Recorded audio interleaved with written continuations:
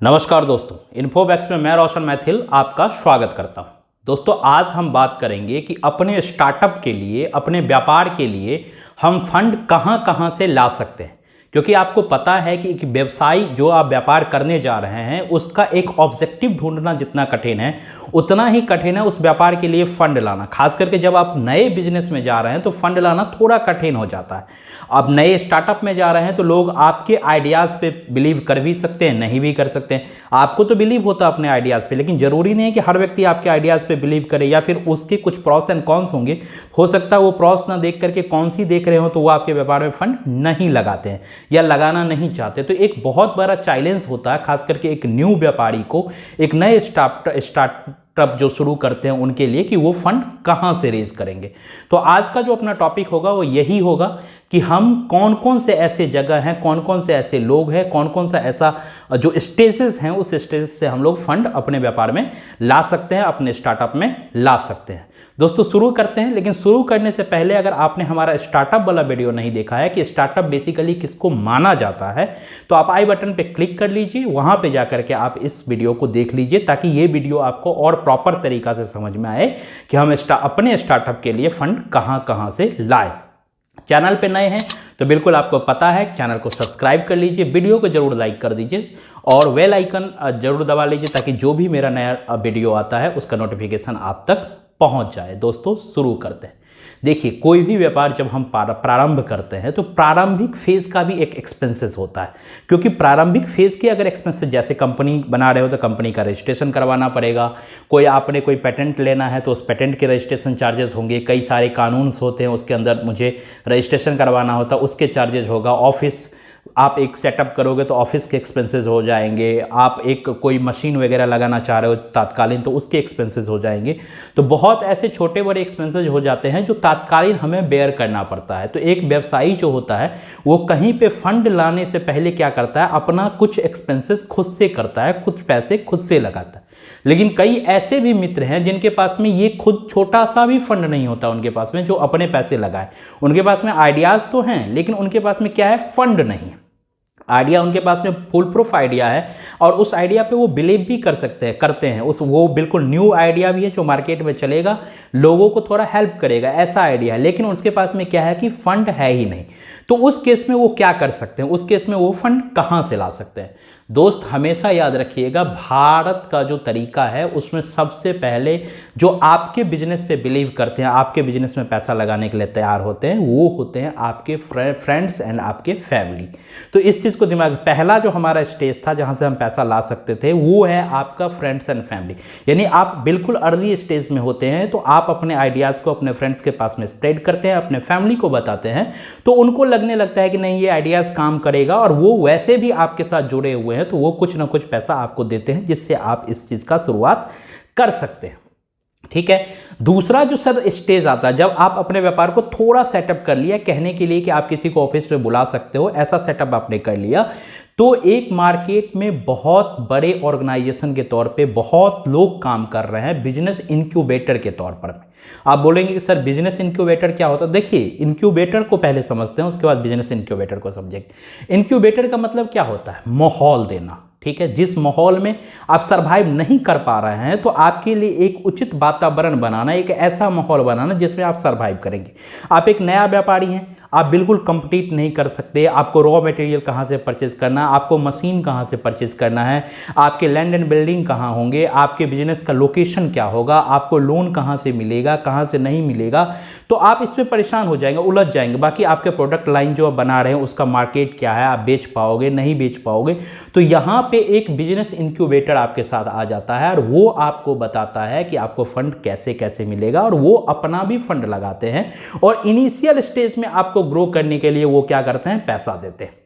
आप बोलेंगे initial stage मतलब, देखो थोड़ा फंड आपने फ्रेंड्स एंड फैमिली लेकर के एक सेटअप बनाया, लेकिन वो सेटअप बनाने के बाद भी क्या होता है ना, आप कौन सा प्रोडक्ट बनाओगे। आप सीधे तो नहीं चले जाओगे एंजल इन्वेस्टर के पास या वेंचर कैपिटलिस्ट के पास में कि हमको फंड दीजिए। शुरू में तो आपको कुछ पैसे चाहिए ताकि आप इस चीज़ को रन कर सको, अपने प्रोडक्ट को कम से कम लॉन्च कर सको। तो प्रोडक्ट लॉन्चिंग के समय तक जो पैसे लगाते हैं बेसिकली उसको बिजनेस इंक्यूबेटर कहा जाता है, कि वो आपके अर्ली स्टेज से आपके साथ आते हैं और आपको थोड़ा ग्रो करने के लिए ग्रो करने तक, जहाँ पे आप दौड़ सके, चल सके, वहाँ तक आपको लाते हैं। जस्ट लाइक आप कह सकते हैं कि पेरेंट, एक पेरेंट जो होता है, जैसे एक बच्चा को जन्म दिया और जन्म देने के बाद कहाँ तक उसको आगे 4-5 साल तक माँ पिता ही बच्चा को बहुत ध्यान रखते हैं, आपको पता ही। तो वो क्या है, एक बिजनेस इंक्यूबेटर है। बाद में उसको स्कूल में डाला जाता है बच्चा को, चलो अब तुम स्कूल जाने लायक हो गए, यानी अब तुम एक्सलेटर टाइप के हो गए, एक्सलेट हो सकते हो, आगे बढ़ सकते हो, ठीक है। तो दूसरा ये हो गया कि आप बिजनेस इंक्यूबेटर के पास में जाएंगे, वो आपके बिजनेस के नेचर को समझेंगे, वो आपको फंड कर सकते हैं, और फंड के साथ साथ आपके मेंटर भी रहेंगे, वो आपको बताएंगे भी कि कैसे आपको आगे बिजनेस में आगे बढ़ना है। तो दो का बात कर लिया। तीसरा बात करते हैं दोस्त, सबसे बढ़िया जो फंड लगाने वाले व्यक्ति होते हैं वो होते हैं एंजल इन्वेस्टर, ठीक है। एंजल इन्वेस्टर का मतलब क्या होता है कि एक व्यक्ति है, मान लीजिए रमेश नाम का एक व्यक्ति है, और उनके पास में बहुत पैसे हैं, बहुत पैसे, अन्य अन्य बिजनेस से उनने पैसे इकट्ठा किया, या हो सकता है लेजेसी होगा उनके पास में, या कोई और रीज़न भी हो सकता है। तो उनके पास में बहुत पैसे हैं, ठीक है। तो आप उनके पास में जब अपना आइडियाज़ लेकर के जाते हो कि सर मेरे पास में ये आइडियाज़ हैं और मैं अपना व्यापार करना चाह रहा हूँ, चूँकि मैंने एक सेटअप भी बना लिया है और मैं और आगे ग्रो करना चाह रहा हूँ, तो वो आपका थोड़ा रिसर्च करेंगे कि कैसे क्या है। अगर उनको लग रहा है कि वो आप उनके लिए ठीक हैं, आपका बिजनेस मॉडल ठीक है, तो वो आपको पेमेंट कर देंगे, एक अच्छा खासा रकम दे देंगे, ताकि आप अपने बिजनेस को स्केल कर सको, थोड़ा आगे बढ़ा सको, ठीक है।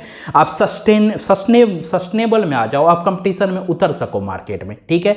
बेसिकली जो एक एंजल इन्वेस्टर होता है, उनको ऑब्जेक्टिव बेस्ड वो लोग काम करते हैं, उनका ज़्यादा ये कहीं नहीं रखता है कि वो जो है सो बहुत ज़्यादा प्रॉफिट कमा ले, उनका ऐसा मन नहीं रहता है, और वो हाईली रिस्क पे काम करते हैं। आपको पता ही है कि आप बिल्कुल एक नए हैं, आपने अभी सिर्फ ऑफिस सेटअप किया है और फिर भी वो आपको पैसा दे देते हैं। तो एंजल इन्वेस्टर हमेशा, एंजल नाम ही है उनका एंजल, तो वो माने ही जाते हैं एंजल। वो आपको एक फंड दे देते हैं, बदले में वो ज़्यादा आपसे बातचीत भी ऐसा नहीं करते हैं कि नहीं तुम्हारा बिजनेस ये नहीं, मतलब ज़्यादा रिसर्च नहीं करते हैं। करते हैं रिसर्च, किसी भी व्यक्ति को पैसा लग रहा है तो वो करेगा रिसर्च कि आप जेन्युइन व्यक्ति हैं, आप में वो स्पिरिट है कि नहीं कि आप व्यापार कर सकते हैं, तो वो करेंगे। लेकिन इतना नहीं करेंगे कि आप परेशान कर देंगे आपको, उसके बाद वो फंड देंगे, तो ऐसा कुछ भी नहीं है, ठीक है।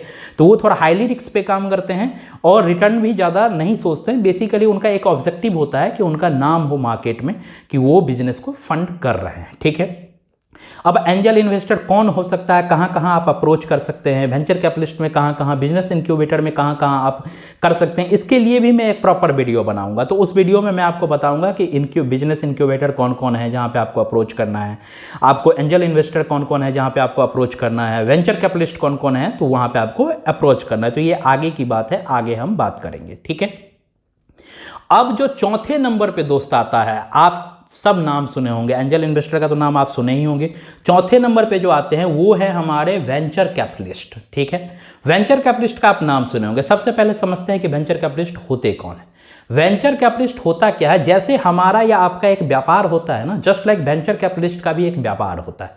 आप बोलेंगे ये कौन सा व्यापार है, ये होता है फंड करने का व्यापार। आप बोलेंगे फंड करने का व्यापार, जी हाँ, ये नए नए बिजनेसमैन को ढूंढते रहते हैं कि किनके बिजनेस में पोटेंशियलिटी है, किनका बिजनेस लग रहा है कि आगे बढ़ने वाला है, और उनको ये लोग ढूंढ ढूंढ करके पैसा देते हैं। ऐसा नहीं कि ये ढूंढ के आपको भी ढूंढ लेंगे, आपको अप्रोच करना पड़ेगा, आपको अप्रोच करना। अगर आपके बिजनेस में पोटेंशियलिटी है, आपके प्रोडक्ट के बारे में वो जान रहे हैं या नहीं भी जान रहे हैं, लेकिन आपके प्रोडक्ट में पोटेंशियलिटी है, आपके सर्विस में पोटेंशियलिटी है, तो ये आपको वेंचर कैपिटलिस्ट फंड करेंगे।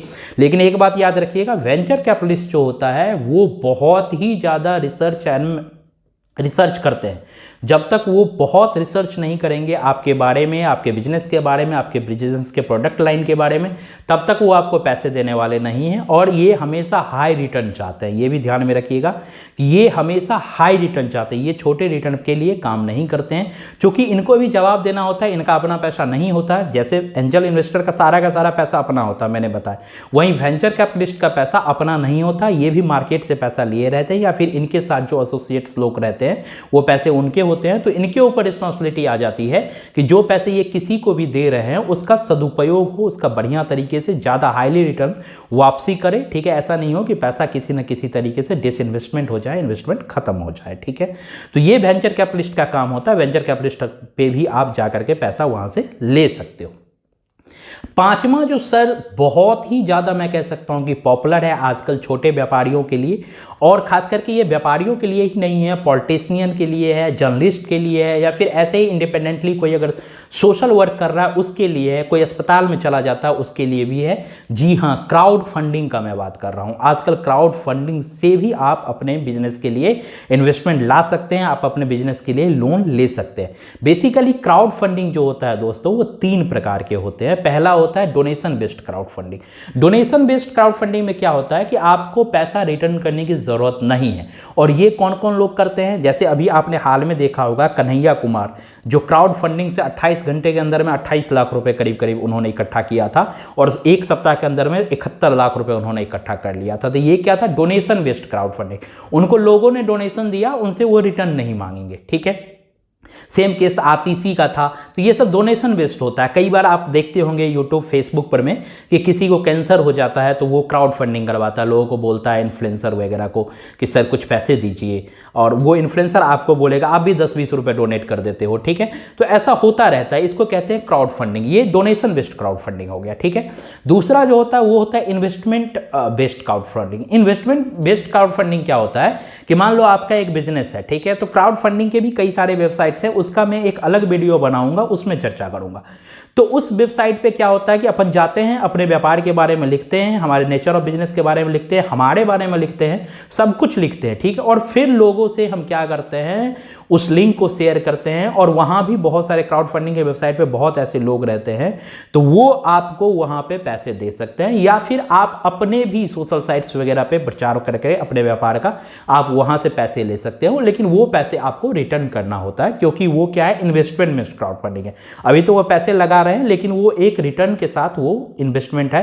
तो आपकी कंपनी जैसे ग्रो करेगी तो आप उस हिसाब से, जैसे आप प्रेफर समझ रहे हो, आप जैसे बोल रहे हो कि आप मुझे पैसे दीजिए इस टर्म्स एंड कंडीशन पे, तो वो आपको देते हैं। तो ये क्राउड फंडिंग का एक तरीका हो गया इन्वेस्टमेंट बेस्ड।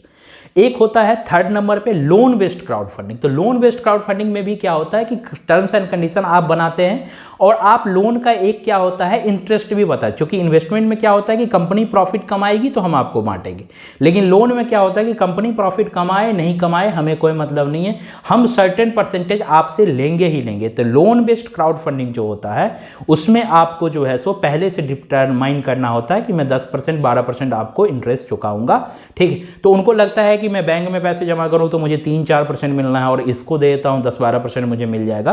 तो वहां भी आप क्राउड फंडिंग के जरिए पैसे इकट्ठा कर सकते हैं अपने व्यापार के लिए। तो ये 5वां पॉइंट हो गया, ठीक है। छठा आप सब जानते हैं और ज़्यादा बिजनेस इसी से चलता है, आपको पता होगा, जितने छोटे व्यापारी हैं वो सब खास करके बैंक लोन पे भरोसा करते हैं।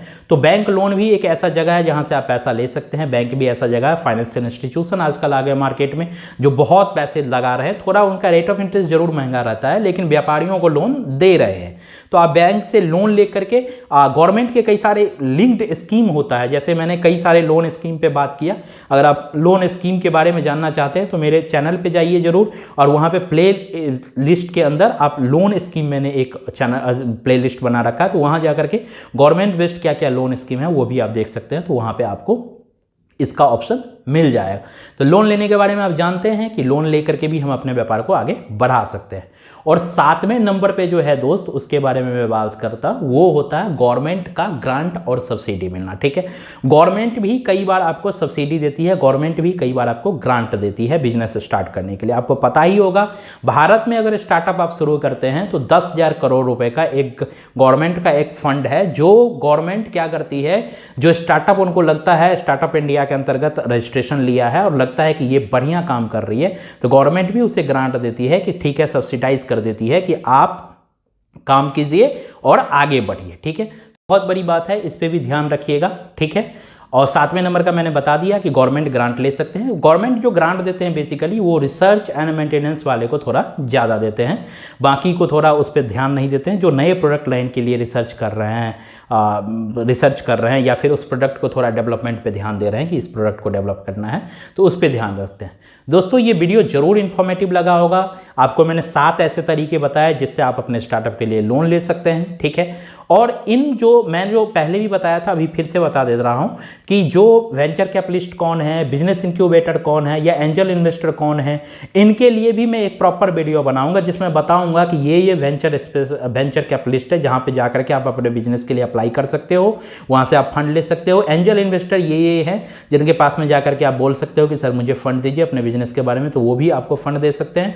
और बिजनेस इंक्यूबेटर कौन है, जहाँ पे जाकर के आप जब शुरू हो, जब आपको एक अपने व्यापार को नर्चर करना होता, पालना होता है, मतलब एक होता है ना जैसे बच्चा ने जन्म लिया और उसे पालना है, ठीक है, तो पालने के समय के लिए भी कौन आपके मेंटोर बनेंगे, तो कौन आपके बिजनेस इंक्यूबेटर होंगे, उनके लिए भी मैं ज़रूर बताऊँगा कि ये कौन कौन इंडिया में काम कर रहे हैं। तो वहाँ पे भी आप जो है सो अपना रिज्यूम डाल सकते हैं। तो इसके लिए हम एक अलग से वीडियो बनाएंगे, ठीक है। वीडियो अगर अच्छा लगा दोस्त तो ज़रूर वीडियो को लाइक कर दीजिए, उन दोस्तों के साथ ज़रूर शेयर कीजिए जो अपना स्टार्टअप शुरू करना चाहते हैं। वीडियो को, चैनल को ज़रूर सब्सक्राइब किया कीजिए और शेयर ज़रूर कर दिया कीजिए दोस्तों। बेल आइकन को दबाने से आपको पता है क्या होगा कि हमारे जो भी वीडियो आएंगे वो आपको मिल जाएंगे। तब तक के लिए इजाज़त दीजिए, धन्यवाद, जय हिंद, जय भारत।